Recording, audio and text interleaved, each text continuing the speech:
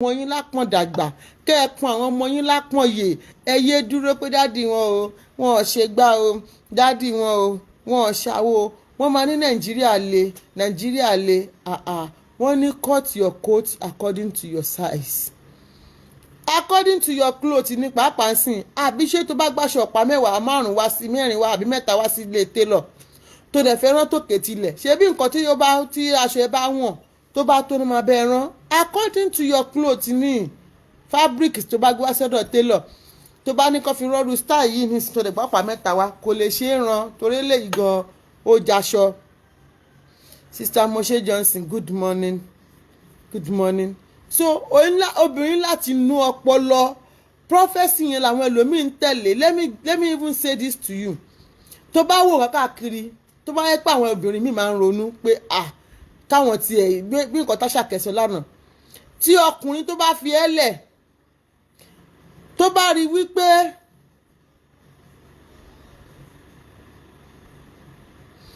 Sister Sekinat Abiodun William, you say you are saying okay me comment yẹn ti lọ sókè ẹ jẹ́ má bínú ẹ jẹ́ mo fẹ́ sáré ka comment.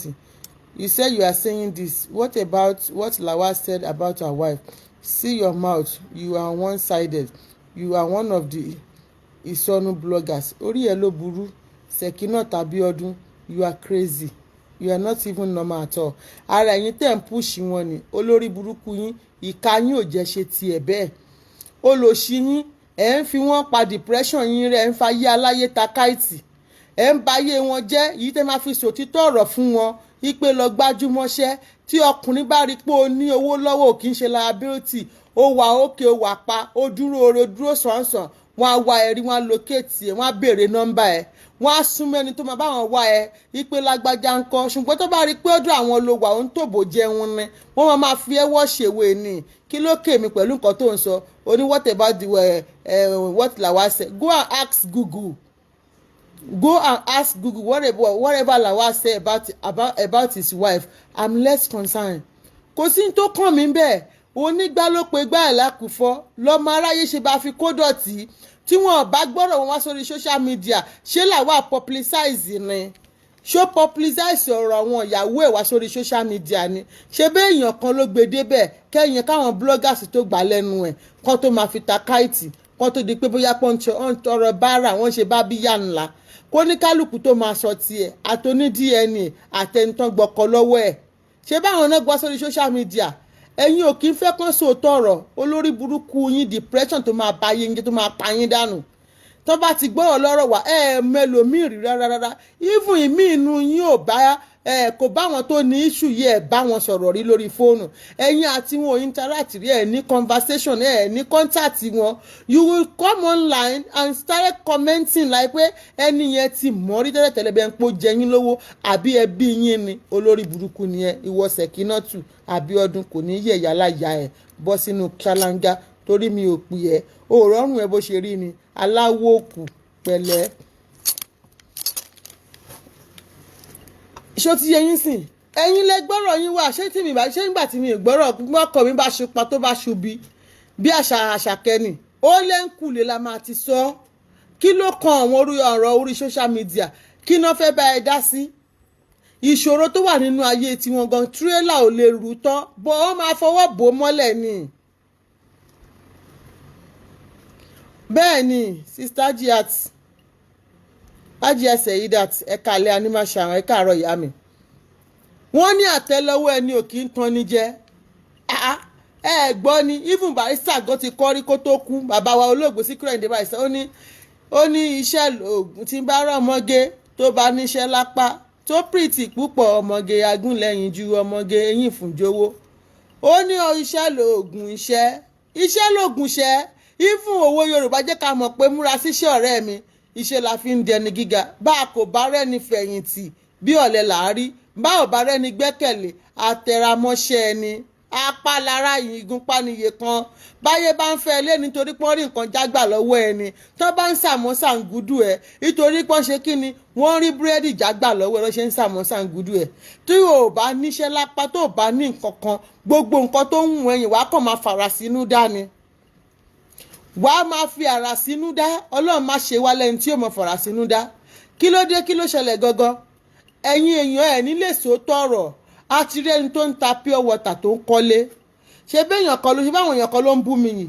Ó wá sí Nàìjíríà o, tó bá wá sí Nàìjíríà àwọn èèyàn máa wá ń sinmi ni. Ó wá sí Nàìjíríà ó tún wá ń tajà ó tún ń ṣiṣẹ́. Bí ilé ayé ṣe wà nìyẹn, nítorí pé Olú ṣe síná pé iná ò tánwó. Kò sí iye tó lè kó débì kó gbàgbé kó Nàìjíríà kó lọ on vacation ni mo sọ. Okay, take for example, tí èèyàn bá lọ sí vacation, ṣé owó tó bá mú lọ bẹ̀yẹn kò yẹ kó máa ná tán ni?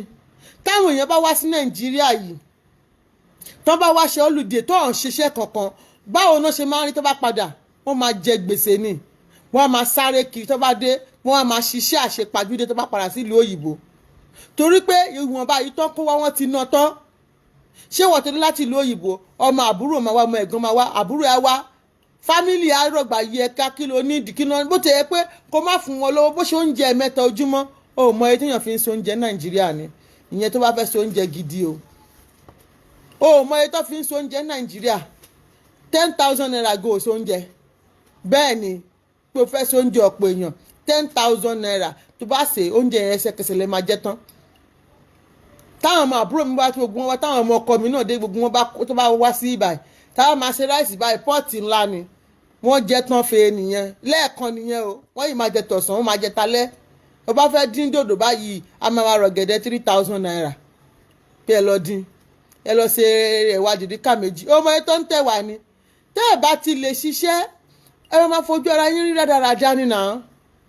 Ìwọ tó bá ti lè ṣiṣẹ́ kó mọ̀ pé yẹsẹ̀ mi mo ní. Even kọ́kọ́ ẹ jẹ́ billionaire, you need to have something doing tẹ́ pé at least wọ́n máa hẹ́ nìkan kan a máa mú wálé fún ẹ. A máa mú wálé kò ń ṣe pé rẹpẹtẹ pé kó pọ̀ bó obìnrin ní láti ṣiṣẹ́. Nígbà ayé àwọn ìyá wa àti bàbá wa tán yẹn ń sọ pé ṣèbéèyàn kan máa ń fẹ́ ìyàwó mẹ́ta.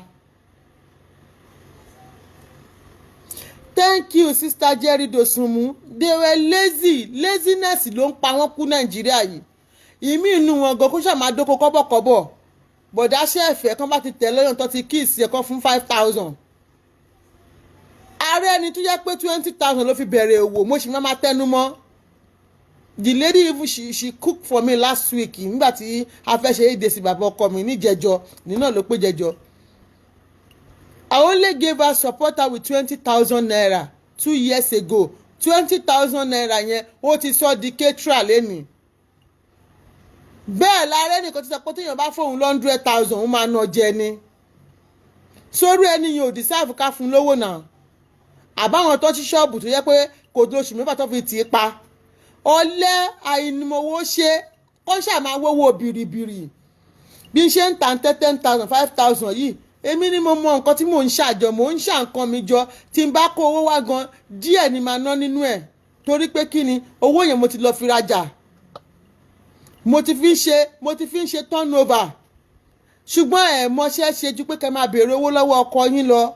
Tọkọ yín bá wá kúrò tó bá rí ibi tó yẹ pé ó tutù, tọ́pọ̀ lọ́wọ́ bá rí ibi tó tutù tó bá sí, ẹ wá fọ́n rí bọ́ta. Ẹ máa wá help ìsọnù lórí social media. Ṣé mọ̀ pé àwọn aráàlú òyìnbó gọ̀ aláàánú ará Samaria ni wọ́n, because wọ́n ti believe pé táwọn bá fún yín ní $1,000 tẹ́ ẹ máa fi ṣe á fún yín ní almost 600,000. Ẹ wá ya wèrè sí gbòòrò àti nǹkan tó yẹ kẹ́ ẹ gbé jáde àti nǹkan tó yẹ kẹ́ ẹ gbé jáde ẹ bẹ̀rẹ̀ sí ní gbé jáde ẹ bà yé àwọn ọmọ yín jẹ́. Àti tó yẹ kẹ́ ẹ sọ àti tó yẹ kẹ́ ẹ sọ torí ẹ ti wò pé owó tán fún yín yẹn ẹni tó dẹ̀ fún yín ní 1,000 yẹn òun máa rò lọ́kàn pé wo ẹni yìí bó ṣe ń sunkún yìí ẹni yìí tó kọ́ ọmọ dání jẹ́ kóun náà ṣe fi ṣe sálùbáríkà. Ṣé ẹni yẹn máa fún yín lówó yẹn lọ títí láéláé àbí àwọn tó ń dáwó fún yín yẹn dèun ṣó máa continue láti máa dáwó even nígbà tí gébú tó gbọ́ sórí Facebook gan ṣó continue owó dídá fún ni.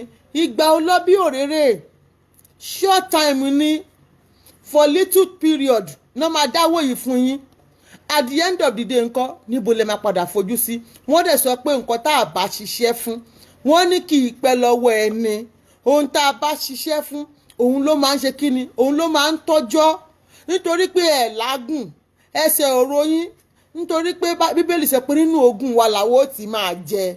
Nítorí ẹ̀ lágùn ṣiṣẹ́ yìí ara ọ̀rọ̀ yín ẹ̀ lọ́jà ké gbogbo orúnkún gbogbo bàràdí máa san yín. Ẹ máa ná náà ni bó ṣe wá lẹ ṣe máa ná. bẹ́ẹ̀ bá ṣe rí náà lẹ ṣe máa ṣe kíni wùrùwùrù náà ni bẹ́ẹ̀ bá ṣe ń rẹ léyìí ẹ máa máa ra tọ̀hún kẹ́ bá máa fi ṣẹ́jú pẹ́ kódà kó jẹ́ 20 million náà dá fún yín. ìta ló tún sọ̀rọ̀ bí yìí o Sister Kemi Moshood àwọn bíi alámàlà going into people inbox ọmọ àlè betrayer she talks too much. ẹ̀yin náà wúrọ̀ àwọn yẹn báyẹn gbogbo ewé nation ló dáwó fún wọn náà àwa náà contribute inú owó birthday tí màmá kó fún wọn àwa á ń bẹ̀ personal money wa gan tí ò jẹ́ pé birthday money á dá fún wọn kí náà rí fi ṣe tíyàn bá ti ń ṣàbòsí ẹ má wulẹ̀ bá wí gbogbo nǹkan tó bá fàbòsí kójọ ló máa túká for real ni mò ń sọ yìí gbogbo nǹkan tó bá fi ọ̀tẹ̀ àti àbòsí tó bá fi kójọ including ẹ̀yin tó ń dáwó fún ẹ̀yin tẹ̀ ń gbọ́kọ̀ yín wá sórí social media nítorí pé ọ̀nà èrú ọ̀nà àbòsí lẹ fi ń rí owó yẹn ó máa tú gbadà túká ni wàláì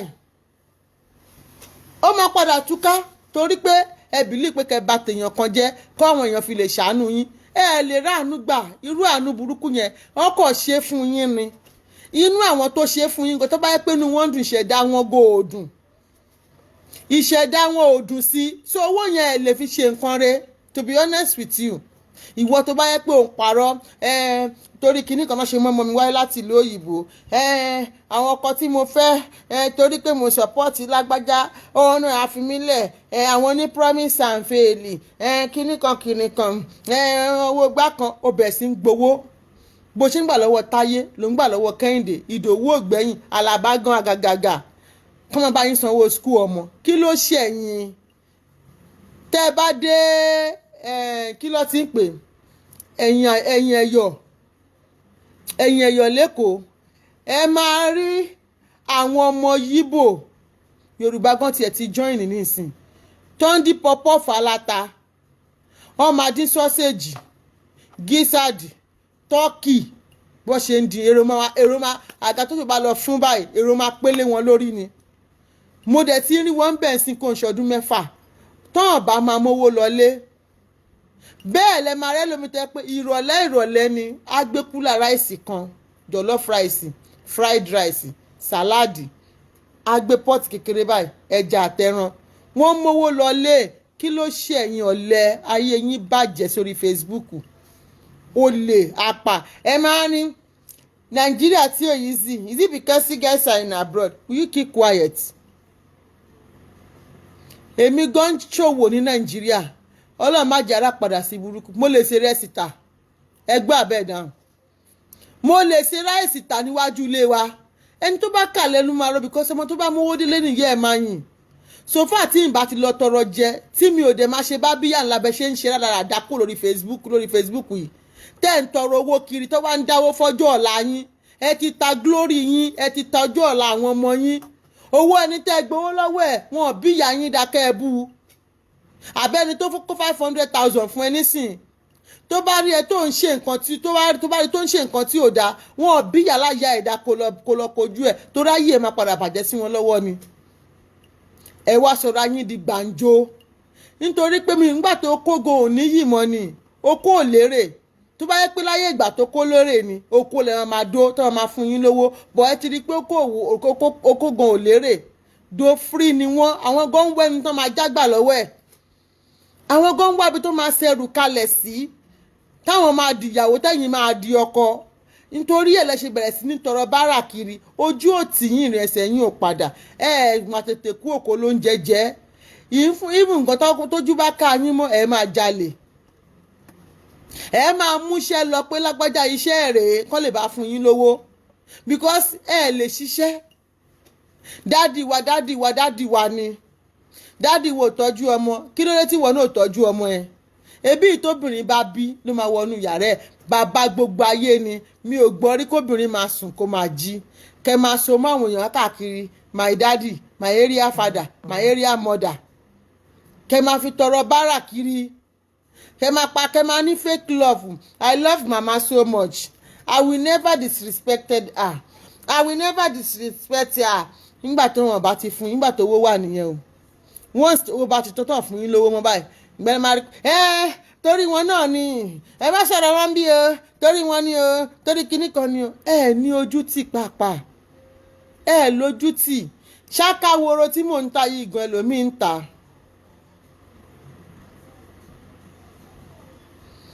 mo ń bọ̀.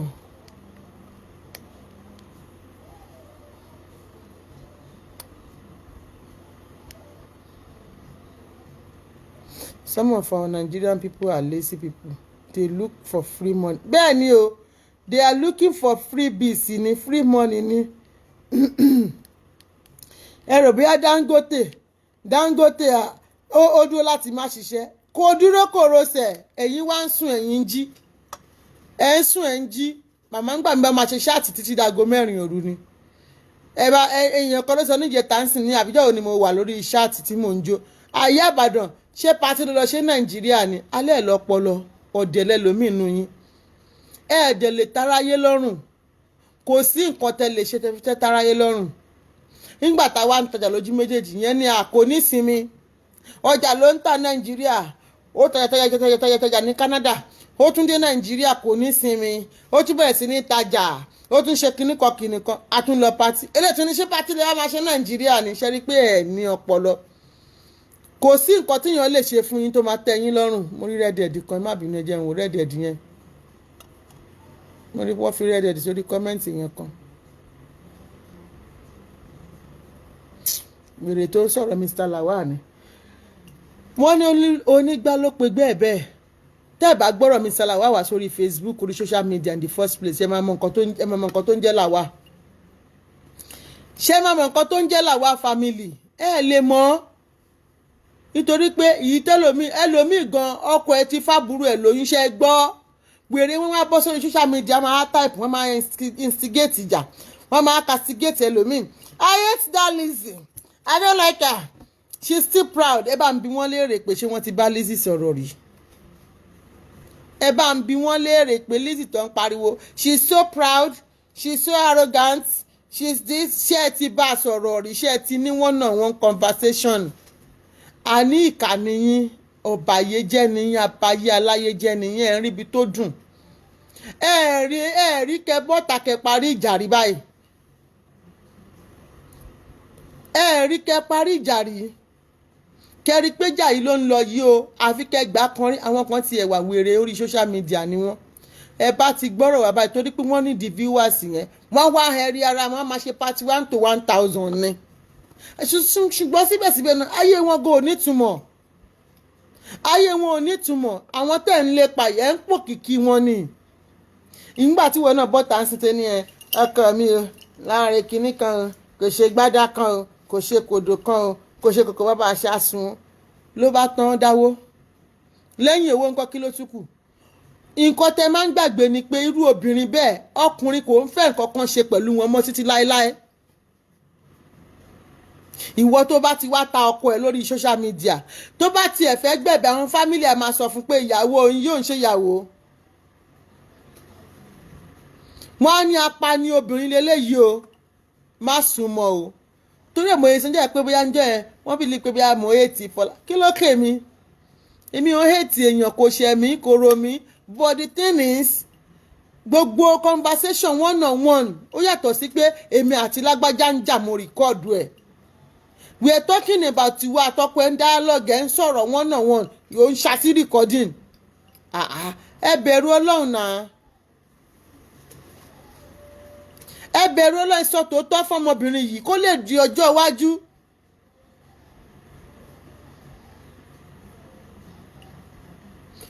kó lè mọ̀ pé nǹkan tóun ṣe yìí ó kù díẹ̀ káàtó èmi ò sọ pé Mr. Lawal right o I'm not saying that and I'm not here to talk about their family torí pé kí ni wọ́n ti rí enough of this bullying tẹ́ ń bully wọn ojoojúmọ́ ayé ṣùgbọ́n mo mọ̀ pé kò lọ títí mi ò sọ pé Mr. Lawal right pé bóyá nísìnyí o nǹkan tó ṣe fún Fọlá o bó ṣe fílẹ̀ o bó ṣe mi sọ pé nǹkan tó dáa ni o I did not say that what I'm saying is even Fọlá herself tẹ bá ní èèyàn jẹun tó bá ní family gidi àti ọ̀rẹ́ àti ojúlùmọ̀ gidi. Ẹ jẹ́ n tún wá parọ́ kan fún yín, àwọn ọ̀rẹ́ ẹ̀gọ́bọ̀ yìí wọ́n máa sá fún ni níbi tẹ́ ẹjọ́ gbọ́n bá yé bèbí yẹn jẹ́ dé tí kò bá padà sọ́dọ̀ ọkọ ẹ̀ yẹn Mr. Lawal kò lè rẹ́ni tó bá fẹ́. Àwọn tó bá kàn ń fẹ́ Sister Mike good morning, Brother Mike good morning, Lincoln how are you? Àwọn tó bá kàn ń tàn pé àwọn fẹ́ mọ́ máa bá sùn ṣeré ni. Wọ́n máa ṣe kí ni? Wọ́n kàn máa bá sùn ṣeré ni. And let me say this to you, láti bá sọ̀rọ̀ fún wọn gan ẹ̀rù máa bà wọ́n lójú ara ẹ̀. Ó rò bóyá pé òun fi ń hot ọkọ òun ni, ìyẹn bàbá àwọn ọmọ ẹ̀. Ó rò bó òun fi ń hot Mr. Lawal ni.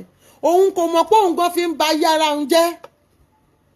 Because man ṣàlàyé pé ìwọ tó bá mèédú dání kíní white ni ó wá bẹ̀ sí ń fi èédú kùn, ó fẹ́ kó dúdú òun kùn tí èédú tó mú dání yẹn tó bá tán tó bá máa yẹ ọwọ́ ẹ̀ wò ọwọ́ ẹ̀ dúdú ló máa jẹ́, ó máa dúdú báyìí ni. So ìwọ tó lè lọ sọ irú ọ̀rọ̀ báyẹn tó yẹ pé every conversation tí wà àtọkọ ẹ bá ń ṣe tẹ́ ń jọ ń sọ apart from ibi tó worst jù tí mi ò rí ẹ̀rí láyé mi ni pé ó tún rìkọ́ọ̀dù ọkọ ẹ bí ó ṣe ń bá ẹ sùn. Irú obìnrin bẹ́ẹ̀ ò lè rí ilé ọkọ gbé. Let's forget it. Ẹ fi sentiment sílẹ̀. Ẹ kọ́kọ́ fi ọ̀rọ̀ pé òun àti olórogún kan òun àti Lizzy kan abó òun àtọkọ ẹ̀. That kind of a person is a dangerous person. Kò kí ń ṣe ẹni téèyàn lè get closer to. Kò kí ń ṣe ẹni tó o lè bá sọ̀rọ̀ gidi. Ẹ̀yin òbí ẹ̀yin ò ronú pé nǹkan tó ń ṣe fọ́kọ ẹ̀ yìí ẹ̀yin kẹ́ni tó bá ń bá sọ̀rọ̀ nínú yín. Níjọ́ tíjà bá pa yín pọ̀ ó máa wá gbé yín síta náà ni. Ṣẹ́yìn ò rí pé ẹ fi style ẹ fi ba yé ẹ̀jẹ̀ ni. Because bó ṣe wà yẹn sìn everybody máa sá fún ni. Báwo mo ṣe máa rìkọ́ọ̀dù kò síjà tí mo lè fẹ́ bọ́kọ mi jà. Tí bó ti ń bá mi sùn mo tún rìkọ́ọ̀dù ẹ̀. Bó ṣe ń yáta mo rìkọ́ọ̀dù ẹ̀. Bó ṣe ń ṣe ẹ̀yin èèyàn ẹ sòdodo ẹ tákùnlá ẹ bẹ̀rù Ọlọ́run ọba. Èmi ò sọ pé gbogbo nǹkan tó ṣe fún ló dáa o. Faith good morning my sister.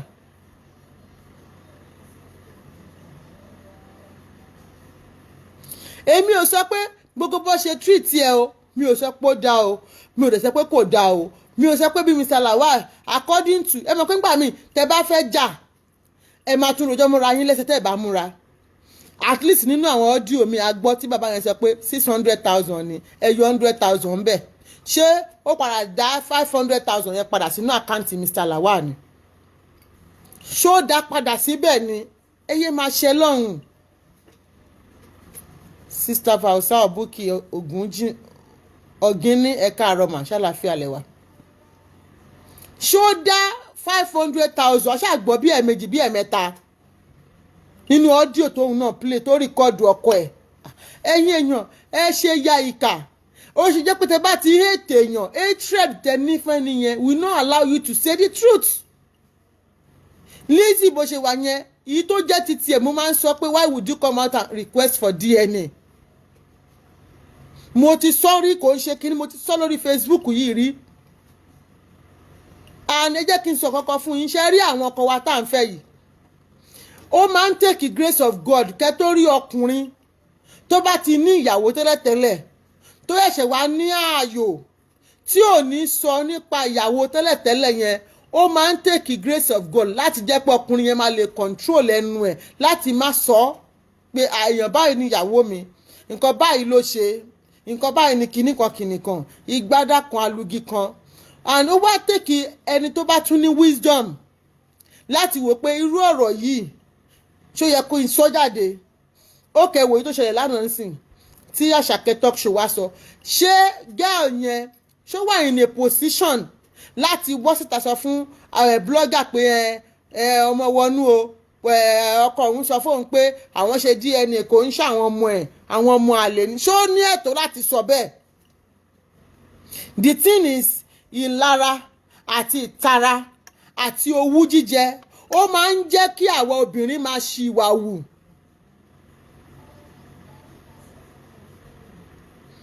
ìlara, ìtara, owú jíjẹ àjẹjù tára èèyàn bá ti gbóná jù ó máa jẹ́ kí obìnrin ṣìwàwù pátápátá. Títí ṣọlẹ̀ káàárọ̀, Sister Olúwakẹ́mi Adijat ẹ káàárọ̀ ìyá mi. Ó máa ń jẹ́ kí àwọn obìnrin ká ṣe kí ni ká ṣìwàwù débi pé nǹkan tá a bá wá ṣìwàwù fún yẹn táráyé bá bá wa gbọ́ wọn á máa lo against wa téèyàn ò bá múra.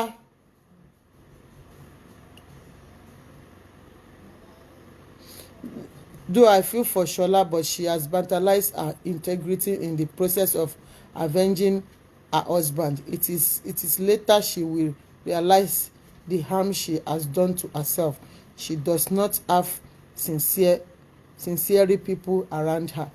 Bẹ́ẹ̀ ni o, kò sí máa gbọ́ ni. Wọ́n ní obìnrin tó bá fẹ́ lálùbáríkà, tó bá fẹ́ káwọn ọmọ òun lálùbáríkà. Even these days ló di pé a máa ń bú àwọn ọkọ wa padà. Láyé àtijọ́ àwọn òbí wa ò lè bú bàbá wa. Ṣó ti yé yín sìn? Òun lẹ ṣe máa ń rí àwọn ọmọ wọn ó wà mínísítà ìgbà kan àwo kan nítorí pé wọ́n tẹríba. Obìnrin mélòó ló ní òun náà ń wò pé àwọn ọkọ gan pàápàá nísàn ti di obìnrin. Àwọn obìnrin ló wá di ọkọ these days. So ó jẹ́ kí gbogbo èèyàn wò pé civilization ayé kọ̀ǹpútà la wà, ayé social media. Yes, it's true. Ayé social media la wà, ayé kọ̀ǹpútà. But if you look at it, kọ̀ǹpútà àti social media yẹn ó máa padà wá hàn tẹ́ later. Because òun ló máa bẹ́ẹ̀ gbé pamọ́. Àwọn kan dẹ̀ wà wọ́n ní kọ̀ǹpútà wọ́n ní láptọ̀pù tẹ́ pé inú irinṣẹ́ tó ń ṣe ni pé gbogbo nǹkan tá à ń ṣe lórí social media wọ́n lọ ń dà sínú ẹ̀ ni. Ọjọ́ iwájú náà máa bẹ́ẹ̀ mú jáde lẹ́yẹ kankan. Àbí kò yé èmi ò sọ fún yín pé gbogbo nǹkan tí bàbá ọmọ ẹ̀ ṣe ló dáa o. I did not say that o. Torí pé wọ́n ní fabẹ́rẹ́ gúnra ẹ̀ kó tó fi gbọ́n mẹ́lòmíì. Béèyàn náà bá já èmi náà jùlẹ̀ ó ṣeé ṣe ara máa ta mí, obìnrin ni mí, gbogbo alára máa ń ta. Good morning Sister Adélayọ̀ Adéyì. Gbogbo alára máa ń ta ṣùgbọ́n gbà míì ó máa ń dáka fẹ̀sàn ṣe ẹ̀kọ́ gbígbóná ń fẹ́ sùúrù. Ẹ jẹ́ a jọ fẹ̀sàn gbé mú nítorí pé tá a bá fi ẹ̀sàn gbé mú gbogbo nǹkan tá a lérò á bàjẹ́. Àwọn ọmọ wa Ọlọ́run ní jẹ́ kó mú wá dọmọ lọ́mọ. Ọlọ́run ní jẹ́ káwa gan wá di ìyá òṣì lọ́dọ̀ àwọn ọmọ wa. Ọlọ́run ò ní jẹ́ ká di obìnrin burúkú láwùjọ. Because gbogbo wa kíwà tá bá wù especially tá bá ti gbé wọn wá sórí afẹ́fẹ́ ẹ̀rọ ayélujára kò ṣe control. Wọ́n ní ẹyin lóhùn tó bá ti bọ́lẹ̀ kò ṣe kó mọ́. Nǹkan tó bá yẹ ká panú ẹ̀ nínú yàrá wa àbí ní kọ́nà àbí ká lọ fi sun àwọn tá wò pé wọ́n lè bá lágbájá sọ̀rọ̀. Tá bá ti gbé wá sórí ìkànnì ó ti di tajà tẹran. Àtẹni tó yẹ kó sọ̀rọ̀ àtẹni tí ò yẹ kó sọ̀rọ̀ sí wa àwọn abẹ́rẹ́ àtẹni tó fẹ́ forúkọ wa tajà àtẹni tó fẹ́ forúkọ wa wá viewers àtàwọn ọ̀rẹ́ pé tó yẹ pé tó bá kanlẹ̀kùn bí tó ń sùn sí gan olúwa ní èmi àtẹlẹ́ wọ́n á bẹ̀rẹ̀ sí ní lo orúkọ wa láti fi máa gé ní viewers wọn. Ta ló fún wọn láyè? Àwa la fà á simply because à ń wá sympathy lọ́dọ̀ àwọn public. Adẹ̀wò pé jẹ́ ká fi lágbájá ṣẹ̀sìn. Ìwọ gọ́gọ́ ló ń ṣẹlẹ́yà because wọ́n lójú tara alẹ́ ẹ̀ ó sọ pé ojú òtì ẹ̀ ẹ̀yin méjì lójú jọ tì. Bọ́ọ̀rẹ́ ẹni bá jalè aṣọ olè lẹ́yìn méjèèjì wọ̀ because tó bá rí wọn ní àwọn òmọlédì yẹn lédi tó ọ̀rẹ́ ẹ̀ jí kínní lọ́jọ́ yẹn ọ̀rẹ́ ẹ̀ lọ jí kínní tó mú nínú store olè ṣé o mọ̀ pé wọn náà olè yẹn ti wà nínú ó ti taba ẹ̀. Òun ló yẹ jẹ́ pé gbogbo ìwà tẹ̀dá bá ń wù àbí iṣẹ́ tẹ bá rán àwọn blogger ẹjọ́ wà ń bẹ̀ ni wọ́n máa ń lọ ka sí pé lágbájá ló bá yé lágbájá jẹ́ lágbájá ló bá yé tàmẹ̀dù jẹ́. So orúkọ ẹ náà wà nínú stain yẹn náà stain ìwọ náà ń gba orúkọ. Òun ló ṣe jẹ́ pé wọ́n ní tẹ̀ jẹ́jẹ́ ọmọ ẹ̀gbin ò bá tẹ̀ jẹ́jẹ́ ọmọ ẹ̀gbin ò bá tẹ̀ jẹ́jẹ́ ọmọ ẹ̀gbin. Ó yẹ kéèyàn máa ṣe nǹkan kò sẹ́ni tí ò ní dùn kò sẹ́ni tára ò ní ta, kò sí obìnrin tọkọ ẹ̀ gbéyàwó létí ò ní já filafila, ẹ má jà tanra wa. Kò sí obìnrin tí ọkọ ẹ̀ lọ fẹ́ yàwó ìyàwó gan lẹ́ ń sọ common girlfriends lásán. Tó bá rí girlfriend ọkọ ẹ̀ ìyá rẹ̀ pé kò lù pa ni, but tó bá ti caution ara ẹ̀ pé kò lọ títí, oyè tó kára àwo ni tó fi mú ọkọ mi ń ṣe gbé wọ as girlfriend. Ó wá tún máa rẹ́ni tó tún da jù ẹ lọ tó tún máa tún gbé as a girlfriend. Túbọ̀ dẹ̀ yẹ pé obìnrin náà lọ́kọ ẹ sọ pé òun fẹ́ yàwó lé, lóòótọ́ kò easy. Nǹkan méjì ló máa ń bobìnrin lọ́rù tọkọ wọn bá fẹ́ yàwó. Alákọ̀ọ́kọ́ ẹ máa jọ ṣí àpọ́nrán yìí ni, ó ti di pé kó lò síbi kó lò sọ́tún kó lò sósì. Èyí tó máa ń bà wọ obìnrin lẹ́rù jù ni pé ṣé ìyàwó tó fẹ́ lé ẹ àbí tó fẹ́ bá ń lé, ṣé àyàmàtàǹgà ni àbóyíbóyí àbí ẹjọ́ die.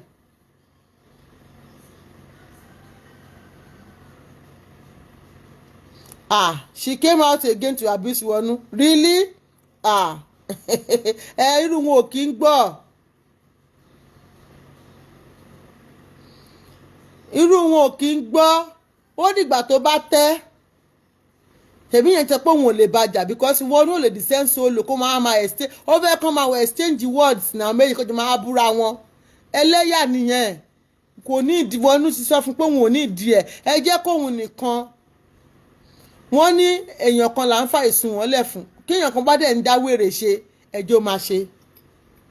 Ẹ jẹ́ kó máa dá wèrè yẹn ṣe. Àbí kò yé, ẹ jẹ́ kó bọjọ́ ọ̀la àwọn ọmọ ẹ̀ jẹ́. Ẹ jẹ́ kó ta gbogbo nǹkan tó bá fẹ́ tà fún social media. Àwọn kan ń ta tiwọn lọ́wọ́lọ́wọ́ báyìí. Wọ́n ń pín kiri ni. Ẹ lọ sórí YouTube.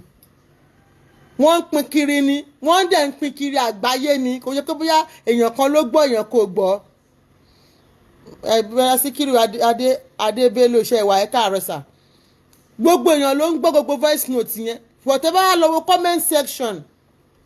Ẹ rí i pé àwọn míì wà tẹ́ pé wọ́n kàn wá síbẹ̀ wá wọ ẹlẹ́yà ẹni. They know the truth.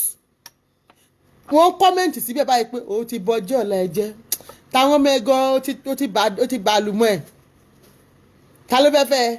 Kìíní ẹ lọ wo comment section níbi tó máa ti play bí audio yẹn. Àgàgà yé ọkọ mi gbogbo ẹ̀ mò ń mi rí báyìí ni. Ó pín sórí YouTube ni. Ibi owó 3,000 owó mọ́tò ẹ lọ wo comment section bẹ̀. Mi ò mọ báwọn èèyàn ṣe ń ronú. Ta lọkọ ẹ fẹ́yàwó létí inú ẹ̀ dùn mọ́. Ṣé ń gbà tó àwọn ìyá wa gan tó bá fẹ́yàwó lé wọn láyé àtijọ́ kò dùn mọ́ wọn níbọ̀ torí pé àwọn bàbá wa ń ṣe déédéé. Wọn ò ní choice in the sense that déédéé tí mo mì ní pé wọ́n jọ ń lọ sí oko ni, gbogbo wọn jọ ń lọ sí oko ni. Tán bá dẹ̀jọ́ dé wọ́n jọ máa sọ ọbẹ̀ wọ́n jọ máa jẹun papọ̀ ni. Ṣé irú ẹ̀ wà mọ́ ní ìsìn níbi tí wọ́n ti jọ ọ̀lẹ tó ti káwọ́ bọnú. Tọ́kọ ẹ bá wá fẹ́yàwó fún ẹ tó mú panla tó ti bọ̀ tó ti rọ̀ tó mú gbìn tó fọ̀ gbáà tó mú pọ̀mọ́ jẹ̀bú kíká tó ti fọ̀ tó wá fi ṣe lásèpọ̀ pẹ̀lú irú tó má màlà fẹ́lẹ́fẹ́lẹ́ tó rò sí tí bàbá jẹ tó ṣé pàbó ní tàkàkà bàbá gómọ wíwó tó wòrò ni. Báyẹ̀ pé kàǹparí ni bàbá mu tó rọra fi sẹ́gbẹ̀ẹ́ tútù bọ́dẹ̀ yẹ pé NSC ni tó rọra bàtà sínú kọ́ọ̀pù bàbá bá máa sọ̀rọ̀ sọ.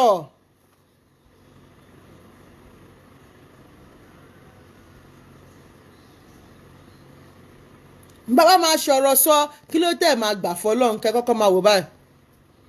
Ẹ̀yin ò mọ̀ pé tíyàn bá ń wò báyìí gan ó máa ń ba àwọn ọkùnrin lẹ́rù ju obìnrin tó bá ń sọ̀rọ̀ because wọ́n ti mọ bí tó kù sí pé ta ni ṣe bọ́rọ̀ tó máa sọ nìyẹn. Ìwọ tó bá ń wò wọ́n ní adákẹ́ má fọhùn àmọ́ tẹ́ni tó ń ṣe. Obìnrin sọ̀wọ́ àná sọ pé òun ò lórí ọkọ. Ṣéyìn a máa ṣe gbogbo ẹ̀yin tẹ́ ẹ ṣe bẹ̀rẹ̀ ìwé lórí social media yín sìn ẹ máa rọ́kọ gbé yín sílé. Àbọ̀n ti dé. Àbọ̀n ti fẹ́ yín. Wọ́n ti fẹ́ yín tì. Wọ́n fẹ́ yín tì lájà. Àṣàkẹ́ talk show mi. Alálùbáríkà ẹ̀dá. Good morning ìyá mi abiyamọ tó tọ́. Wàá jèrè gbogbo àwọn ọmọ ẹ̀. Mọ́mọ́ dáyùn lóhùn o. Mọ́mọ́ dáyùn lóhùn Àṣàkẹ́. Mọ́mọ́ gba ta o. Wọ́n ló tún ti wá ṣe ṣáàtì lálẹ́ àlọ́ ti wá bu ẹ̀. Dákun màmá wò ó. ó máa ti sọ ti ayé mà ti rì ó máa ti gbáyé máa ti gbẹ̀yẹ aṣọ ẹyẹ mà ní fàyà dákun màmá wò ó eléyìí ṣèbáwọn náà láàrin yẹn my dear sister in tó ń tán lọ́dún eégún ọmọ aláàgbà máa fowó rákàrà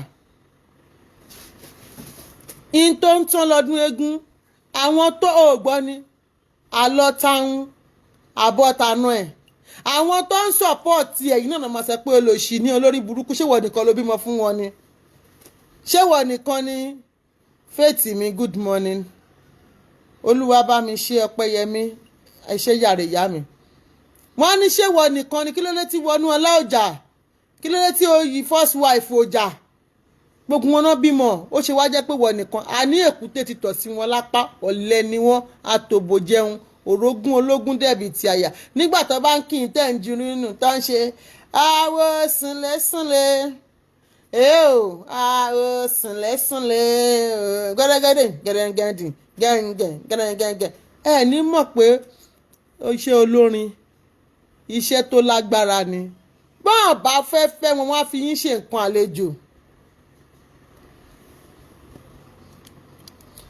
bí wọn bá fẹ́ fẹ́ wọn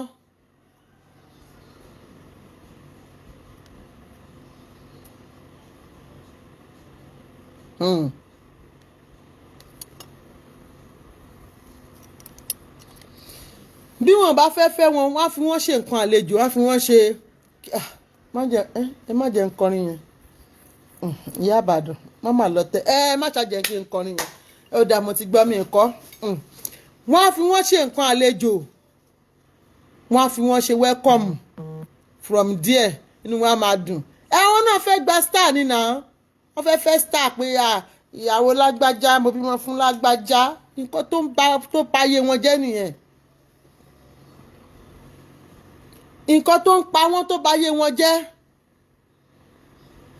Wasiu Ọdẹ́bùnmi good morning I'm fine my night was great what about yours.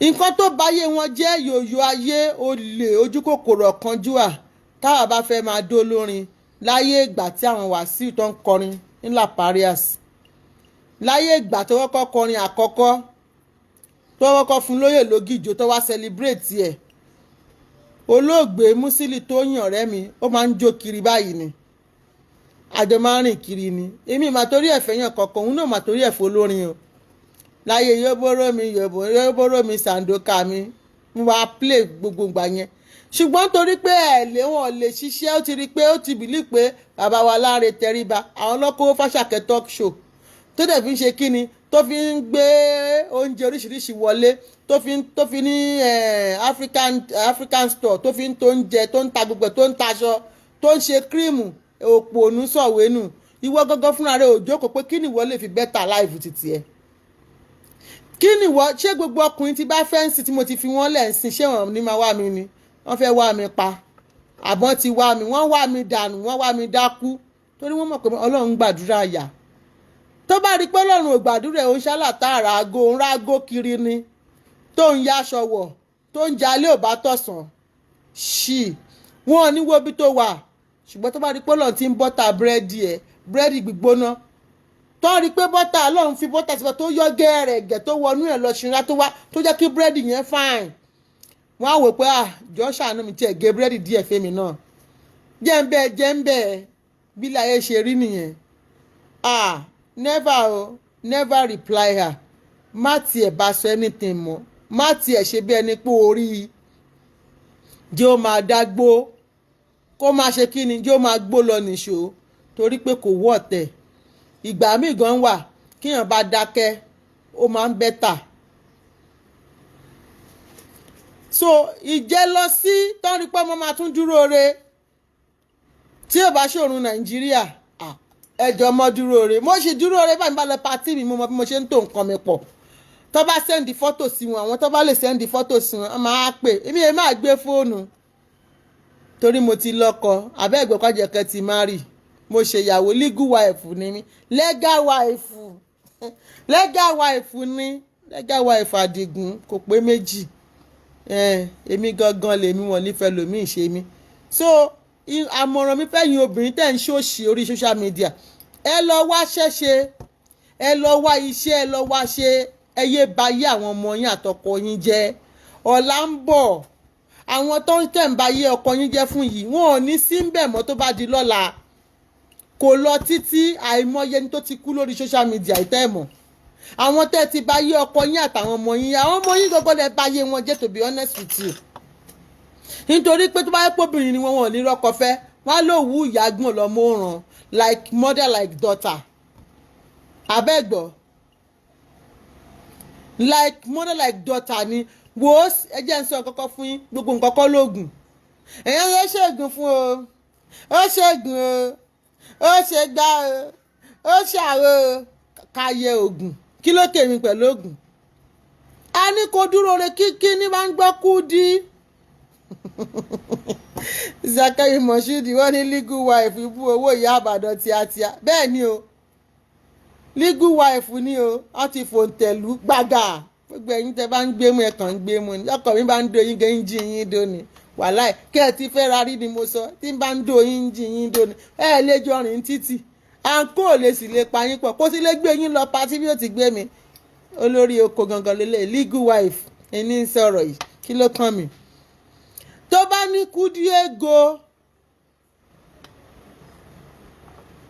tó bá ní Kudi yìí ego tó wà lọ́wọ́ ẹ̀, ṣé orí ọkùnrin ló máa sáré tẹ̀lé ẹ? Tó bá ń gbọ́ máa ń follow me, they will follow you bàjẹ́, kó tún wá mọ oúnjẹ sè, àwọn ti bayé wọn jẹ́. Kán dẹ̀ pé lórí bẹ́ẹ̀dì báyìí kó máa dáhùn hàn, kó ṣe tó máa sùn bíi mọ́ńkì o. Kán pè ẹ́ lórí bẹ́ẹ̀dì, kán ní o bọ́ sáńgù báyìí kó yí sí, kó kọyìn bá ó ṣàmọ̀ pé mo pe wá ni. Máa ń gbọ́ ìkébè super, ó tó yìí bẹ̀m̀bẹ́ ànábì ni fẹ́rẹ́gẹ́dẹ́ ni. Gbàgbé ń pa kun o, ikùn wèrè wo bá bend down and select báyìí wọ́n máa fi sí wàhálà yẹ pé bẹ́ẹ̀ gbẹ́wọ̀ báyìí ni kó mọ gbogbo eré yẹn ṣe lórí bẹ́ẹ̀dì. Ẹ bá lọ ṣe oògùn kẹfẹ́ ṣe oògùn pa, oògùn tí wọ́n máa lágídí, ẹ rántí ẹni tó bá ní agídí oògùn kì í mú wọn. Ọ̀dẹ̀ lẹ́lòmíì oògùn máa lágídí, oògùn kò í máa lágídí. Ẹ kàn mọ̀ náwó yín láwọn wèrè mọ̀, àwọn àfáà oníṣu àbáwọn oúnjẹ alábì wọ́n mọ̀ fowó yín jẹ àròsọ, wọ́n mọ̀ fowó yín sanwó skul ọmọ wọn ni. Ẹ fẹ́ ṣe oògùn kù kò kàn yé, kò kàn yé, bá ń gbọ́ kò kàn yé. Wọ́n mọ̀ náwó yín dànù ni, làwọn mọ̀ fowó yín ra sára rin ni. Èmi tẹ́ ti ń sọ pé ẹ bá ń jókòó tí kásáàrin wọn nígbà bá tún di ẹ bá ń jókòó tí lọ́sọ̀ ògúnjọ́ Monday ló bá tún kọ̀dọ̀ di Saturday ló bá tún rí èmi àtọkọ mi lábàá tún ṣe ọmọ nǹkó yìí ni wọ́n bá tún máa ṣe fún mi, wọ́n wà pọ̀ sí iwájú kí láti mọ̀ ojú àrílá ń jò ní abẹ́ ẹlẹ́ran rèé o, abẹ́ ẹlẹ́ran olówó orí ọkọ̀ Àjọkẹ́ kò pé méjì, yéé pàrípà bàbá àwọn ọmọ ẹ̀. Olówó orí ọkọ̀ Àjọkẹ́ tó ṣúọ̀ bàjẹ́, ó ṣúọ̀ bàjẹ́ garanti ni. Wọ́n máa ń gbọ́ warranty tó dọ́ṣọ̀, wọ́n máa sáré kiri. Tówó bá wà lọ́wọ́ ẹ̀ wàá control nǹkan tó bá fẹ́ control, nǹkan tó fẹ́ ló máa fẹ́ sáré rìn wá bá ẹ. Ṣùgbọ́n torí pé ẹ lè ṣiṣẹ́ àtòbòjẹ́ níyìn, kíní yóò dẹ̀ ta, àwọn ọkùnrin gan rà mọ́, wọ́n máa rà tí tówó bá wà lẹ́gbẹ̀ẹ́. Tó bá rí i pé o ní future, owó ń bẹ, ó dẹ̀ mọ ibi tó ń lọ, àbí nǹkan kan wà tó yẹ pé ó wà gbòógì, ó wà importance. Yẹn ń lọ òyìnbó àbúrò mi láàárọ̀ yìí, Ọlábísí bèbí, ó wà importance, tó rí pé importance wà nú ayé rẹ̀. Wọ́n ó ṣe kí ni, wọ́n bá gbọ́ máa di lego ni wọ́n máa lẹ̀ pamọ́ bẹ́ẹ̀ ni pé àbí kò fẹ́ dà. Ó tí gbọ́ bí tó ti máa pe bàbá tó ẹni tó fọmọ tó ti bímọ fún rí. Ó mọ̀ pé aláràkà ní olóòórùn ní onídọ̀tí ní oníṣẹ́ lápá, bákan ní àbí kò fẹ́ dà fún yàrá ìyá ẹ̀ ni. Bọ́ tó bá rí pé Kudi yé ego kíní wà, ó dẹ̀ mú oúnjẹ sè níwọ̀n bá tiẹ̀. Bó bá mọ̀ bó sórí YouTube kó kọ́ bọ́ ti ń sọ bẹ̀.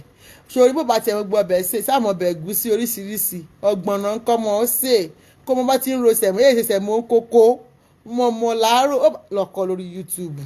Bẹ́ẹ̀ bá ti jẹun tán báyìí kẹta kàkà ni. Ó mọ̀ ẹ́ pé orí ẹ pé o lè sọ 10 kọ́bọ̀ di 100 naira. Kìí ṣe ìwọ̀tẹ́ pé kí la máa jẹ láàárọ̀ ìbáyìí. Iṣu ti tán lé, ráìsì tán lé. Ìwọ ò ṣe é ṣe ọbẹ̀, ò ṣe dúró ní dúró ọkùnrin. Kó máa wo rẹ̀ níro pé ọkùnrin lọ́lọ́run dá ẹ, ó kàn lẹ́bọ̀ mọ́dì ni. Ṣé ò ní fún ìyàwó àtàwọn ọmọ ẹ lóúnjẹ? Kó oúnjẹ tó tán lé kó ti fíìlì ẹ̀. Ọkùnrin máa gbé ẹ báyìí ni, ó máa di gold. Kì í ṣe pé bóyá wọn ò ní múlẹ̀. wọn bá lítù tó náà bá ní akọ bá pa ní gbà my dear. a ní my dear gbà. ẹ̀yin mi ò lè fọ́ mi bọ́kùnrin ṣeré ẹ wàá dé máa fowó ẹ bóbú ẹ ṣeré àbí òwa ní story. èmi ẹ̀yin mi ò lè fọ́ mi bọ́kùnrin èmi kẹ̀ ẹ̀ èmi ò lè fọ́kùnrin kọ́bọ̀ ẹ kówó ẹ sínú kinní ẹ̀ náà àbí àwọn go sọ pé kò fáwọn. àwọn tó máa fẹ́ tí kídì pàṣọ kòkò ẹ̀wà wà nígboro ibi tí wọ́n ti ń ṣòṣì tó ti ń ṣorí burúkú tó ti ń rojọ́ kiri dáàdi wo sanwó síkú ọmọ wọ́n sanwó àwa wí tán wọ́n nìyẹn àwọn aráàlú òyìnbá máa ṣẹ̀rẹ̀ ilé ìwé ọ̀fẹ́ làwọn ọmọ gbẹ̀mí ẹ̀ sánjà àwọn ọmọ tiwa gan lọ sí skul ní nàìjíríà táwa yìí kó tó lọ lóyìnbó wọ́n lọ sùkúù ń bí tí dáàdì wọn bá ń sanwó skul àwa ń ra yúnífọ̀mù à ń ra bàtà skul à ń ra báàgì skul mò ń sọ ní live dáàdì àwọn ọmọ mi ò kú àwọn fámìlì ẹ̀ wà tọ́mọ máa gbọ́ bí bàbá wọn bá ṣe ń ṣe kíni tó bá ṣe ń sanwó skul lèmi máa ra yúnífọ̀mù máa ra bàtà skul báàgì skul ìwé skul mi ò ní fi gbogbo ẹ̀ sílẹ̀ dá bàbá wọn nítorí pé téèyàn bá ń ro dáadáa wàá tún máa rò dákejì torí pé tìbí la wá sílé ayé èmi ò ro kúrò àwọn ọkọ mi rí o kò dẹ̀ sí kankan tó kú nínú wọn ṣùgbọ́n tó táwọn bá wá kú nígbà tó bá yẹ pé mo ti jókòó ńlẹ̀ á sanwó skul á ra bàtà á ra yúnífọ́ọ̀mù á ra ìwé á fún wa lówó oúnjẹ àwa di liability irú àwọn ọmọ bẹ́ẹ̀ wá rí wọn yẹ yàkuyà sí gbòòrò because ìyá tó bí wọn go mọ́ṣẹ́ ṣe láti ilẹ̀ go and look for better thing láti fi ọjọ́ ayé ẹ̀ ṣe. Dandan kọ́ ni kí ó jẹ́ kó gbogbo la máa ta yarini. Dandan kọ́ gbogbo akọ́ la máa ta pure water. Dandan kọ́ gbogbo akọ́ la máa tó oúnjẹ. Gbogbo akọ́ la máa ta cream. But go and look for what you like. Àbí nǹkan tó jẹ́ pé bá lọ ṣe máa ń sọ. Àṣàkẹ́ o dákun òyìnbó mo fẹ́ ṣe èbò. Kí ló máa ń pe kinní yìí? Kí ló ní hábìtì fún láti irú èmi ń sìn? Hábìtì mi ni pé kí n máa rà mo ra jù mi ìdẹ́ ń fúnyàn ní nǹkan yẹn kan ẹ̀wọ̀n tó bá mọ̀ mẹ́ bèrè mo ra aṣọ dànù so irú nǹkan hábìtì yẹn sìn tí mo ní mo lè turn into business ipò òkè jẹ́ kí n wò ṣé kí n ṣí boutique ṣé kí n ṣí fabric store torí pé mo like oríṣiríṣi nǹkan máa ń wọ̀ mí lójú máa rí nǹkan tó dà máa rà ṣó ti yẹ yín sìn ìwọ náà ò ṣe wá nǹkan tó yẹ pé kíní yìí o nǹkan tó mọ̀ ọ́ ṣe nìyẹn tó ní passion fún àwọn olóyìnbó pọ̀ ń bí Jerry God bless you kí ló ní passion fún kí ló ní passion tó yẹ pé kíní yìí o mo ní passion fún àbí hobby ẹ̀ lélẹ́yìí kí ni nǹkan yẹn tó yẹ kó sọ di business mọ́ra ẹ lọ́wọ́ ṣẹ́rí gbogbo àwọn jewelry sí mò ń ta yìí wà láìsùn ọ̀bì láì gbogbo ẹ̀ ló jẹ́ pé tán bá fún mi láǹfààní màá wọ̀ tán torí pé hobby mi nìyẹn hobby mi ni pé kí n máa ra nǹkan kí n máa wá nǹkan tó fine òun ni mo turn into business tí mo fi ń ṣe business léni ìwọ náà ò ṣe look for your passion or hobby ẹ tó bá yẹ pé tẹ̀fẹ́ máa jó tà náà ní bọ́sì gbòòrò ayérú tẹ̀ ń ṣe lẹ́yà lórí social media yẹn tẹ̀ ń ṣe hobby máa jó you be one of the best dancer wọ́n máa gbé e lọ káàkiri wọ́n máa gbowó wọlé ṣùgbọ́n o ò lè ṣiṣẹ́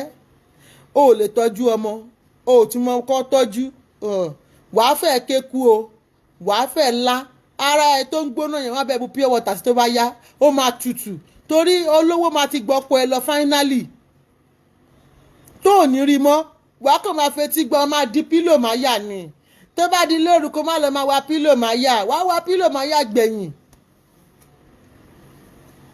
wàá ṣe kí ni wàá wá pílò máa yà at the end of the day wàá wá pílò yẹn máa yà gbẹ̀yìn ni nítorí pé etí lobìnrin fi ń gbọ́hùn ọ̀rọ̀ òun lọ̀rẹ́ máa já sí ọ̀ǹtí tí wọ́n bá tó lọ again let me give you this story mo rántí lọ́dún náà lọ́hùn tí mo fẹ́ bàbá àwọn ọmọ mi àwa sì ń sáré bímọ à ń sáré bímọ èyí tó ti fẹ́ tó ti lọ ẹ káàárọ̀ grandma mọ́mí Bọ́lájí Ekins ẹ káàárọ̀ mà ìyẹn ti lọ ńgbà náà ló bá lọ wọṣẹ́ security ó bá bẹ̀rẹ̀ sí ní save owó ọlọ́mọ tó ń san fún wọn lóṣooṣù ó ti pẹ́ o tí mò ń sọ yìí bí abi 90 was it 95 or something ló bá tu bí a 360,000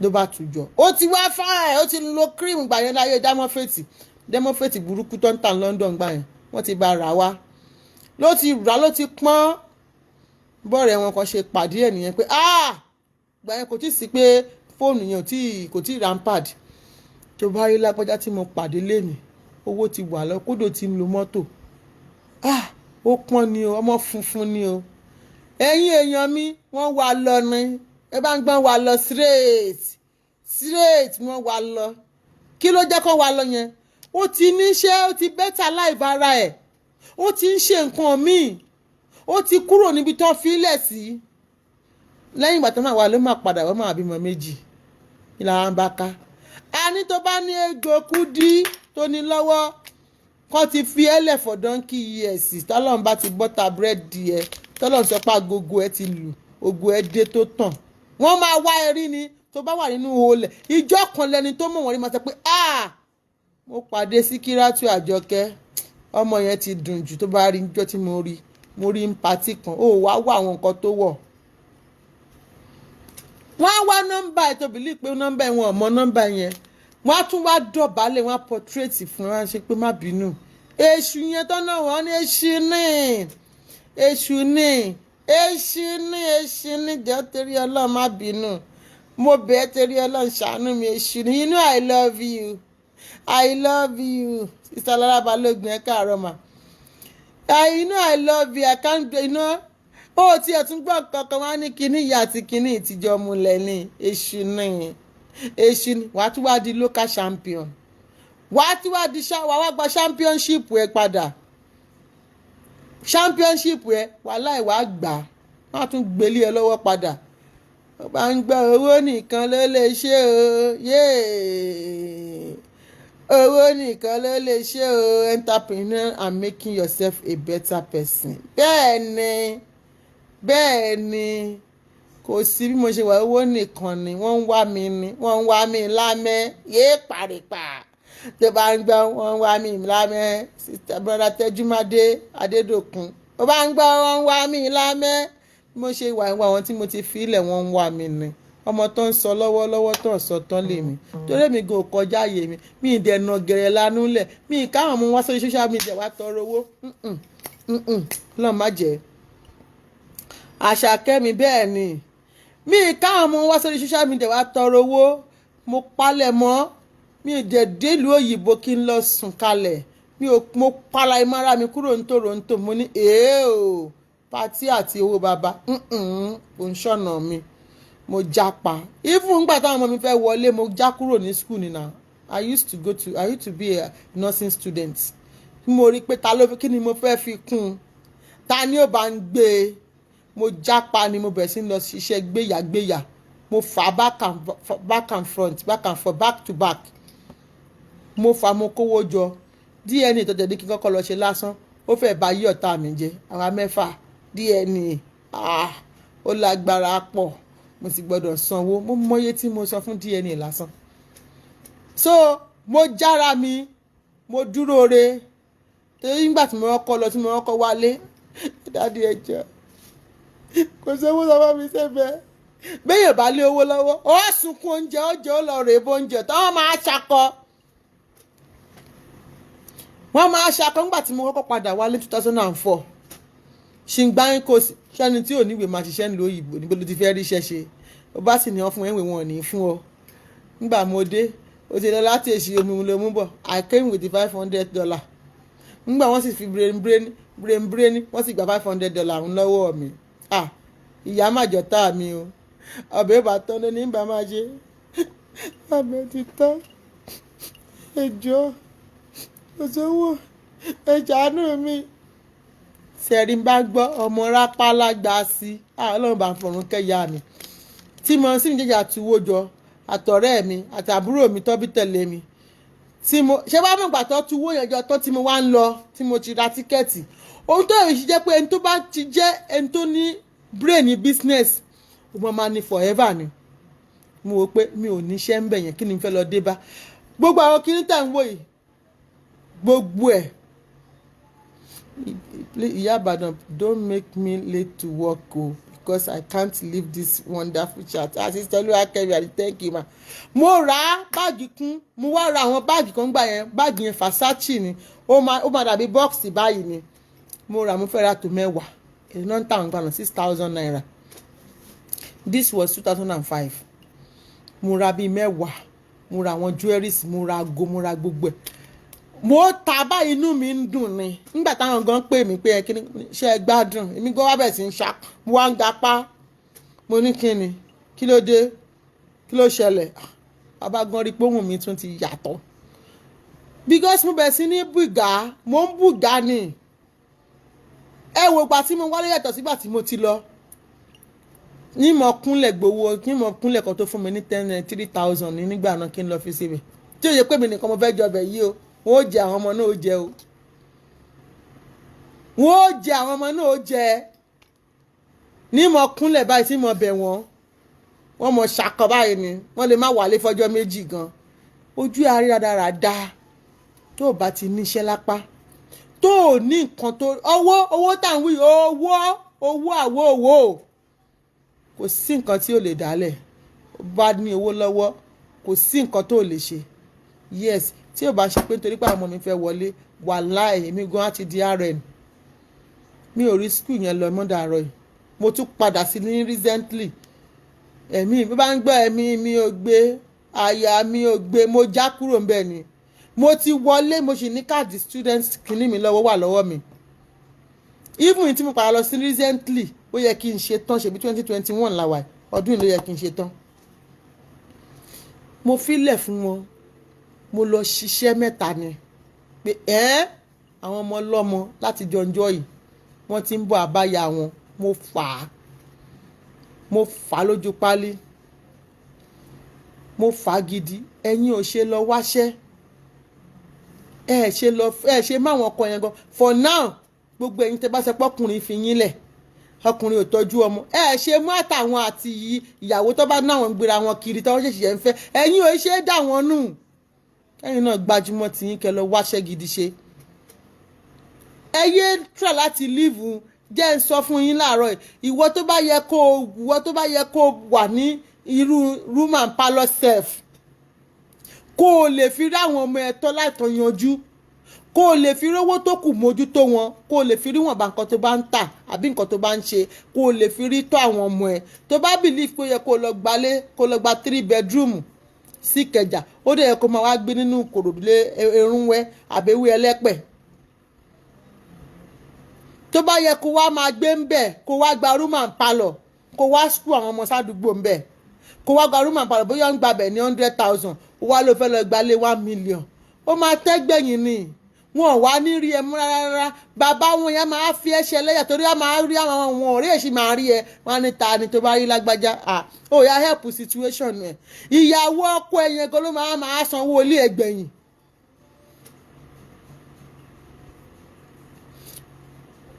I'm a doctor, Mrs. Ma. I follow you all the time. I train myself. I hack pure water and boiled groundnuts. Ṣé ń gbọ́ wọ́n ti di doctor lẹ́nìí Sister Tejumade ṣé gbọ́ nǹkan tó sọ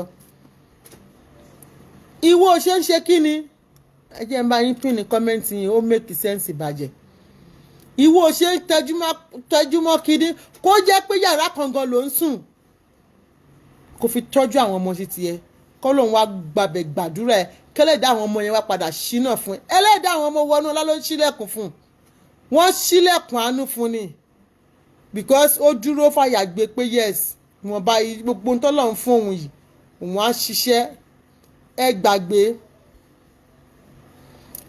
pé bóyá èlò náà fẹ́ fún ẹ ṣèbí wọ́n fáwọn náà ní child tax ní Canada èlò náà fẹ́ fún ẹ dìmọ̀ tó wọn bá ṣe ń dàgbà dìmọ̀ tó ń reduce even tó bá tún wá ṣiṣẹ́ jù let me even tell you this tó bá tún wá ṣiṣẹ́ jù ní Canada ó lè gba pínì báyìí ń padà fún wọn $400 lóṣooṣù ó ṣiṣẹ́ náà máa fún ẹ ní $400 o from age tó bá jẹ́ age 1 to 6 wo lè mọ́ka 5 something tọmọ yẹn bá pé 6 ó di 4 something province mi gan 3 something ni ìyẹn tó bá ṣiṣẹ́ the more tó bá ń ṣiṣẹ́ náà máa reduce àwọn ọmọ mi $100 ní 150 ẹyọ kan tó kù tó jẹ́ kékeré the more iṣẹ́ tó bá ń ṣe tí mo dẹ̀ ti ṣiṣẹ́ ń gbà kan tó jẹ́ pé ìzírò náà fún mi lóṣooṣù even níbi tẹ́ máa ń pariwo àwọn ọmọ lọ sí skill o tí n bá ṣiṣẹ́ ju àwọn ọmọ mi ò lè wọ́n wà entitled sí loan student loan tí n bá ṣiṣẹ́ jù bóyá jẹ́ pé mi nìkan ọdún tí mo ṣiṣẹ́ bóyá ọdún 2 sí 3 léra wọn tí mo make by $120,000 per annum $20,000 per annum kò sí kankan nínú àwọn mẹ́ta tó lọ sí school tó fún ní kọ́bọ̀ wọn fún wọn. I paid for that student loan. I paid for their school fees, I mean. Kọ́bọ̀ wọn fún wọn. Wọ́n ní mọ́mì wọn ti make enough money láti support wọn. Bóyá ṣe parí pé ẹ sanwó school ọmọ ìjọba ló sanwó school ọmọ. You keep quiet. Ìjọba wo ló ń sanwó school ọmọ? Tó bá ṣiṣẹ́ tó bá faṣẹ́ ó dé láti faṣẹ́ nílùú òyìnbó láti meet up. Because tó bá faṣẹ́ nílùú òyìnbó ó bá pọ̀ dúró lórí iṣẹ́ kan báwo ló yẹ fẹ́ tó ẹ sanwó ilé mortgage báwo bí rent dẹ̀ ni iná ńkọ́ electricity ẹ̀ ńkọ́ gáàsì heat ńkọ́ cell phone ẹ̀ home phone cable internet ẹ̀ ńkọ́ insurance mọ́tò ẹ̀ ńkọ́ home insurance ńkọ́ báwo ló yẹ fẹ́ san lórí iṣẹ́ yọkan èló ló fẹ́ máa gbà even kò jẹ́ nurse and these days nurse wọn fi bẹ́ẹ̀ ní 40 hours because wọ́n believe pé káwọn lọ gbà tó bá yẹ pa rẹ̀ ní lọ́dọ̀ wá sí LPN náà ń gbà LPN náà ń gbà báyìí ní sí legal practitioner nursing náà ń gbà instead of àwọn register nurse wọ́n ń fi bẹ́ẹ̀ àtòrò owó táwọn yẹ $50 náà kìíní kankan báyẹn wọ́n believe pé káwọn máa fún wọn díẹ̀díẹ̀ ìgbà míì gan àwọn LPN gan wọ́n tún ní fún wọn ń ṣẹ́ wọ́n á tún lọ gba àwa PSW personal support worker. Hours mélòó ló fẹ́ rí tó fi ní ṣiṣẹ́ méjì kò rí 40 hours lọ́sẹ̀ wàá ṣe iṣẹ́ méjì tó máa pé iṣẹ́ méjì yẹn gan tó bá múra oúnjẹ Naija tó ń kó wá tó ń fẹ́ fi rà á gba áàfù lọ́nù ẹ̀ irú àwọn ọmọ tèmi ń sìn wọn oúnjẹ wọn ọmọ gbogbo àwọn oúnjẹ kìnnì kankan oúnjẹ Naija ni.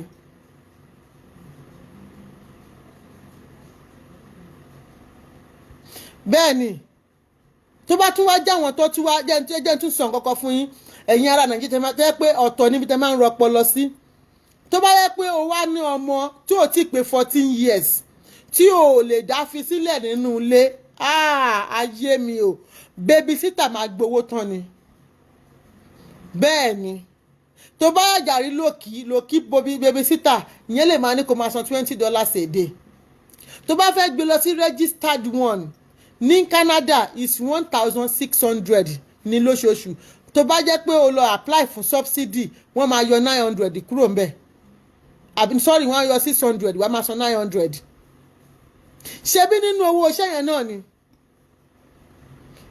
tó bá yẹ kó ọmọ ẹ jẹ́ bébì wọ́n lè máa ra júùsì fún júùsì ọmọ ọ̀tọ̀ fruit tọmọ ẹ máa jẹ ọ̀tọ̀ so ẹ máa ro gbogbo nǹkan wọ̀nyí ẹ máa sọ pé wọ́n ń gbádùn nílé òyìnbó bẹ́ẹ̀ ni ẹ̀yin náà ẹ máa bọ̀ kẹ́ wá gbádùn kẹ́ wá gbádùn kẹ́ wọ́n bó ṣe rí ìmí inú yín tọ́lọ́ ń bá fún ní visa wọ́n máa ń sunkún nílùú òyìnbó ni Nàìjíríà bẹ́tà o káwọn máa ti ta nǹkan táwọn ní káwọn máa wà á ayé àwọn o eléyìí lágbára eléyìí pọ̀ àìmọye wọ́n máa ń sunkún ni wọ́n máa ń ké tó bá kọ́kọ́ dé ni for the first 6 months wọ́n máa sunkún ni ẹ máa bọ̀ náà ẹ máa pariwo aráàlú òyìnbó ṣàìmọye aráàlú òyìnbó tẹ́ pé single parent àwọn náà ń dánmọ wọn tọ́ àìmọye ọkọ tó ti fìyàwó ẹ̀ lẹ̀ nílùú òyìnbó yìí tó máa tẹ̀lé lòmíì lọ àìmọye tó jẹ́ pé wọ́n á gbé wọn wọlé gan wọ́n á já pa má ti gbàgbé báyìí wọ́n sá lọ nìyẹn obìnrin yẹn máa tọ́jú àwọn ọmọ ẹ̀ á máa ṣe everything tó bá yẹ kó ṣe lórí àwọn ọmọ ẹ̀ ẹ̀yin ò kí ń ro gbogbo àwọn nǹkan báyẹn gbogbo all you to think about in Nigeria is kò ṣàwé olè ìwọ náà múra kó máa san kún ẹ fi rẹ̀ sípò ọkùnrin bẹ̀rẹ̀ kó bẹ̀rẹ̀ sí ń bẹ lọ́n pé olúwa ẹrù tó gbélé mi lórí wá bá mi gbé e òun nìkan ló lè bẹ́ẹ̀dá gbé ẹrù ẹ̀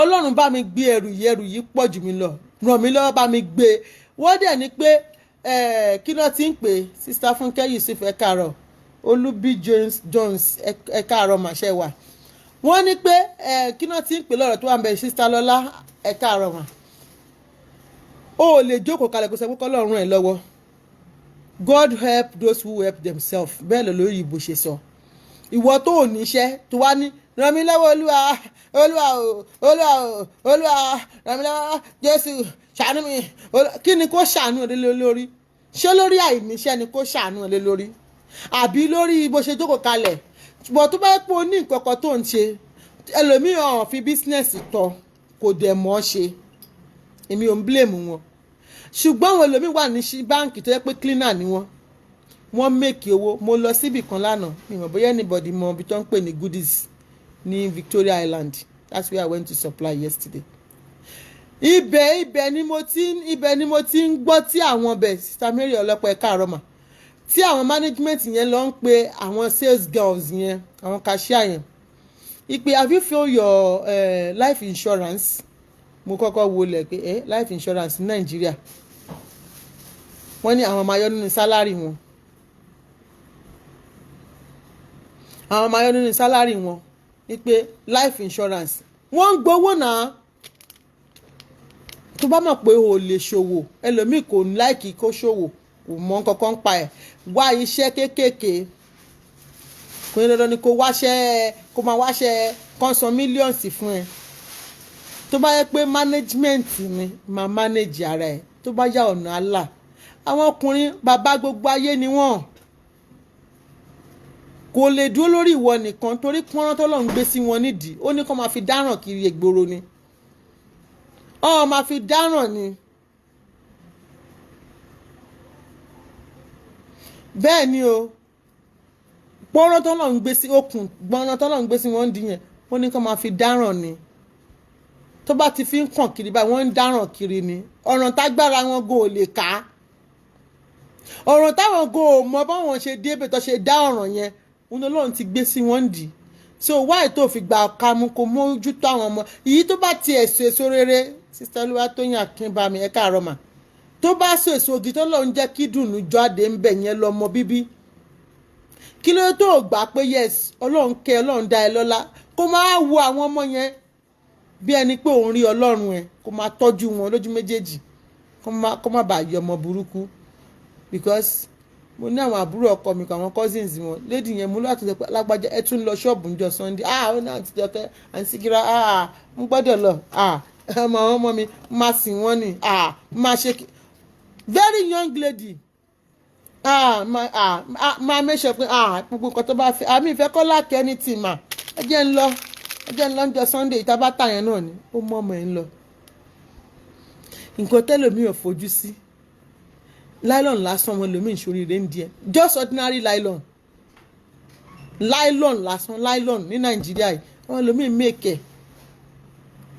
ẹ wá bọ́ sórí social media ẹ wá máa tọrọ bárà ẹ máa bayé ara yín jẹ́ bẹ́ẹ̀ ni sister brother Olubi Jones Dípẹ̀ many wasted lives in foreign country of course àìmọye àwọn ẹ̀yẹ́ láwọn tí wọ́n ń ṣe Nàìjíríà yìí ó bá wọn dókè òkun ẹ má jẹ́ ń tàn yìí o àìmọye tó wà lórí owó bàbá council flat tó ń gbìyànjú mọ́ wọn lára báwo ló ṣe fẹ́ raise ọmọ ní council flat ó mọ àwọn ọmọ tó ń gbé ní council flat náà ó mọ àwọn ọmọ tó mọrú àwọn ọmọ tó ń gbé ń bẹ àwọn ọmọ jọǹkì àwọn ọmọ onílùú tó yẹ pé wọ́n ti bà yé ara wọn jẹ́ Àjọkẹ́ káàárọ̀ màṣẹ wà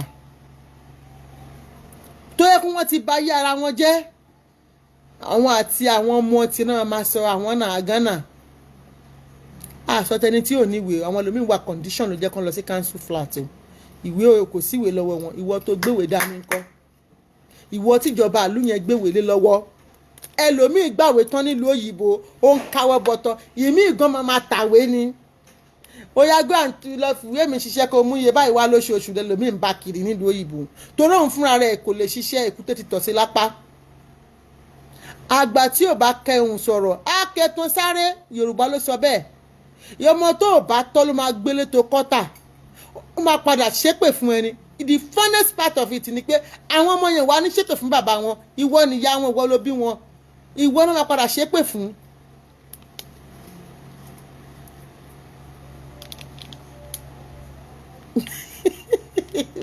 Sister Tejimadeni, and those lazy women are the one who gave birth to plenty children and then use the children as an excuse. Of course.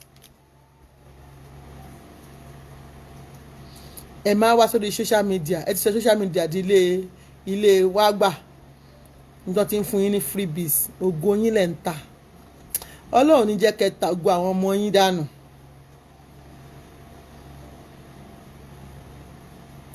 Ọlọ́run ò ní jẹ́ kẹ́ ta ògo àwọn ọmọ yín. When in your way of giving our own experience, some people have issues and stated that ó ti lọ sókè o. Ó ti lọ. Ògo àwọn ọmọ yín lẹ̀ ń tà. Ọlọ́run má jẹ́ kẹ́ gbowó tó yẹ pé wọ́n fẹ̀mí àwọn ọmọ yín di. Ọlọ́run má jẹ́ gbowó tẹ́ máa fẹ̀mí àwọn ìyá yín di, tẹ́ fẹ̀mí ọkọ yín di, bẹ́ẹ̀ bá lóyún yín ó jábọ́. Ẹ ṣọ́ra gbowó, ẹ rọra, ẹ ṣòwò gbà, ẹ lọ wáṣẹ́. Láìlọ́nù lásán mo ní ẹni tó ń ta láìlọ́nù. Mo ní ẹni tí mo ti fún ní 50,000 tí mo dé yìí, tí mo dẹ̀ rí nǹkan tó fi ṣe, tí mo tún wá promise ẹ̀ kí n má worry kí n tó lọ máa sún 200,000. Torí ngbà tí mo máa dé tí mo máa rí ẹni yẹn, I was so impressed. Ó ní búrẹ́dì lásán ṣoríire, ṣùgbọ́n torí pákó yín ti pọ̀ jù. Àìmọye ẹni tó ń ta gàrí with porch tí wọ́n rí pákéjì ẹ̀ tá bá ń bọ̀ látẹ̀bùtẹ̀ fẹ́rí tá bá bọ́lẹ̀ wọ́n pákéjì gàrí tá ń wí tí wọ́n gan bá rí pákéjì yẹn wàá dúró rà. Ordinary gàrí ni mò ń sọ, wọ́n fi pákéjì burúkú yìí sí. Tó bá kọ́kọ́ bọ́lẹ̀ báyìí tó bá rí gàrí yẹn ojú àṣàna wàá gbé 10 kg wàá máa gbé lọlé. Wọ́n máa ń ta. Àwọn tó máa ń ṣe búrẹ́dì tà máa ń ta.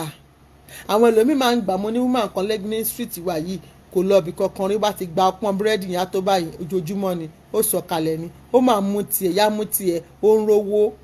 Ṣùgbọ́n torí pé yín náà fẹ́ lo góòlù àwọn oní fake life sọnù. Ẹ dẹ̀ ti gbàgbé pé góòlù yìí ẹ ṣì máa lò ó. Mo rántí nígbà tí mò ń gbé ní Fádèyí, ẹ̀gbọ́n ọmọ sí mi máa ń sọ fún wa pé àwọn ò nídìí láti kọ́lé. Àwọn ọmọ àwọn ní ilé táwọn fẹ́ kọ́ right now. Nítorí pé àwọn mọ̀ pé táwọn bá kọ́ àwọn ọmọ àwọn táwọn sọ wọn gangan ní ilé táwọn fẹ́ build. Tán bá yàn tán bá yanjú tán bá ṣoríire lé lọ́jọ́ iwájú. Ilé àsìkò yẹn, ilé tó wà níta, ilé ìgbà yẹn làwọn ọmọ àwọn máa kọ́ fáwọn. Tí n bá ń parọ́ àwọn family mi, àwọn cousins mi máa ń wá sí ibà. Mo ti rí kan rí ibà yìí sìn. And tòótọ́ grandma ò wọ ọ̀kọ́lé ńgbà yẹn.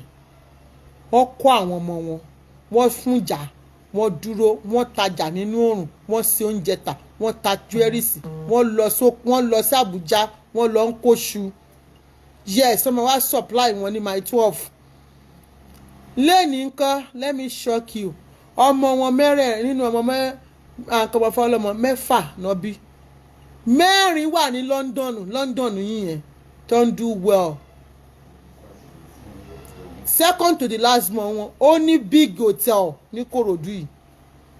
Last born wọn ọkọ ẹ̀gbọ́n ní big hotel wọ́n ti kọ́lé fún wọn. Obìnrin ọwọ́ wa níṣẹ́ wà. Àwa gangan ló yẹ ká máa bẹ lọ́run pé kọ́lọ́run jẹ́ ká jèrè gbogbo iṣẹ́ tá a bá ṣe. Yes, mo lè máa fi wọ́n yan ọgbọ̀n bó ṣe wùn mí. Àwọn ọmọ ẹ̀gbọ́n ìyá mi ni wọ́n. Cousins mi wá. 4 ló wà ní London mi fi ṣeré. 4 tó nílé kò yẹ pé wọ́n yálé gbé o. Wọ́n gbé ní council flat o. Wọ́n sì ń council house o. Tó ti ra lé sí London tó ń gbé. Ṣé wọ́n padà kọ́lé fún ìyá wọn? Tí mọ́mì wọn ò bá kọ́ wọn, kọ́ dúró tí wọ́n kọ́ fún wọn ní sọ́pọ́ọ̀tì. Ṣé àwọn olórogún ni? Àbí wọ́n ń dúró? Àwọn tó ń dúró ń jọ́ kìíní àná ọmọ wọn bí táwọn ọmọ wọn wà kò ṣeé sọ fáwa ni. Àwọn tó ń dúró pé yóò ti lọ fẹ́yàwó mi. Dádì o, ẹ mówó ẹ̀wà wá.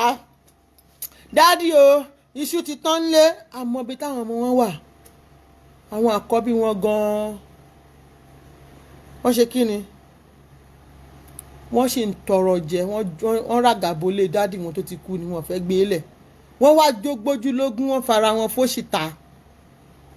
Ẹ kọ́ ọmọ yẹn dúró, ẹ sànjà yẹn mú ṣòkòtò, ẹ yé ṣe rádaràda lórí Facebook, ẹ yé torí owó òṣì owó ìbànújẹ́ tó máa dá fún yín, owó àbùkù, owó tẹ máa fi bọ́jọ́ làwọn ọmọ yín jẹ́ tó máa dá fún yín, kẹ wá bà yí àwọn ọmọ yín àtọkọ yín jẹ́ lórí social media. I can never and I will never bring my husband, whatever the case may be, bring it to social media. Ta la àwọn tó wà lórí social media? Àwọn táyé wọn ò ta sánsán, àwọn táyé wọn ò dùn, àwọn tó yẹ pé ìbànújẹ́ tó wà nínú ayé wọn gan tírélà ò lè kó tán. Ìmí inú wọn ò lọ́kàn lé, ìmí inú wọn ti ṣayanu, ìmí inú wọn gan ọ̀pọ̀lọpọ̀ ìjọba ìlú òyìnbó tó ń help ayé wọn. Ṣáwọn yẹn náà fẹ́ bá yín dá sọ̀rọ̀? Ẹ̀yin tó yẹ pé Ọlọ́run ti dá yín pẹ̀lú ògo, ẹ̀yin lẹ wá jẹ́ káwọn yẹn waste ògo yín dànù, ẹ wá jẹ́ káwọn yẹn fi ògo yín ṣòfò, ẹ jẹ́ kán fògo yín tàfàlà because pé nítorí pé wọ́n fẹ́ dáwó fún yín. Wọ́n wá máa pè yín, ẹ wá sọ wọ́n di ìyá àti bàbá yín, ẹ wá sọ wọ́n di ẹni tẹ́ pé àwọn lè máa rí very shortly abẹ́ sí ní